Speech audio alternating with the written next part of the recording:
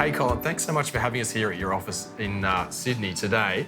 I'm really excited to be here actually and find out more about Inspire Realty. Yes. Do you want to tell us a little bit more about what you do? So we're a property advisory and a buyer's agency. Essentially what I do is I help my clients to invest in the right property at the right time to build a profitable property portfolio. There's a lot of competition in your market space. Tell me, Yes. how is Inspire Realty different to a lot of other property agencies out there? I'm actually a qualified property investment advisor. I went through the whole qualification and they took elements of financial advisory because property at the moment is not a regulated industry. So what I do is I sit down with my clients, I understand what objectives, what are their priorities, and then make sure that the property that I'm buying for them matches what their priorities are. So I essentially map out and model out their property journey for them. We're a young team. All of us are either in our 30s or 40s. We're all property investors ourselves. Our passion and purpose is to inspire our clients to think bigger and to say, hey, if these people from Inspire Realty have done it, I think you can do it too. Inspire Realty's had some great growth over the past 3 years. Yes. What have been some of the challenges that you've had with that growth? In the first couple of years, I was basically a one-man band. So I did everything from admin to sales to marketing to website development. Yeah. I did everything. I didn't have the systems, I didn't have the processes, I didn't have the manuals, I didn't have the operations. I didn't have anything to maintain that growth. And so as I grew, I think that really just taken my business to a whole new level.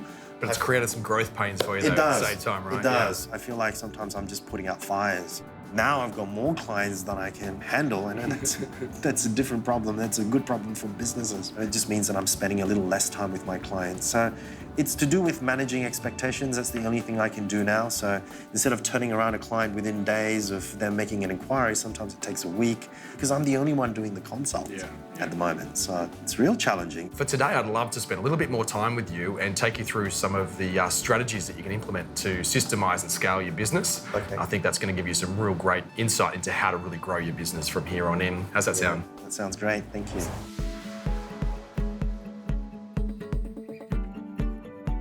One of the issues, or really I would say a challenge that I'm facing in my business at the moment is to systemize my internal process just so that I can be more efficient and effective. What sort of advice would you give me to be able to effectively grow that and to build a better internal system? So one of the keys to growing and scaling your business is having a strong foundation to your business. And your systems and processes that you establish are the keys, absolutely. As you know, I have a Subway restaurant background. The reason I got into Subway was it had that systems and processes. The operating manual for that business was the absolute key to giving me strong growth and scalability. I didn't have to be the key man in my business. And that's going to help you stop being the key person in your business and step out of the day-to-day operations and start working on your business as opposed to in your business. So the one thing I would recommend you do is have a great place to host your systems and procedures manuals. And one of the easiest places to have is like a Google site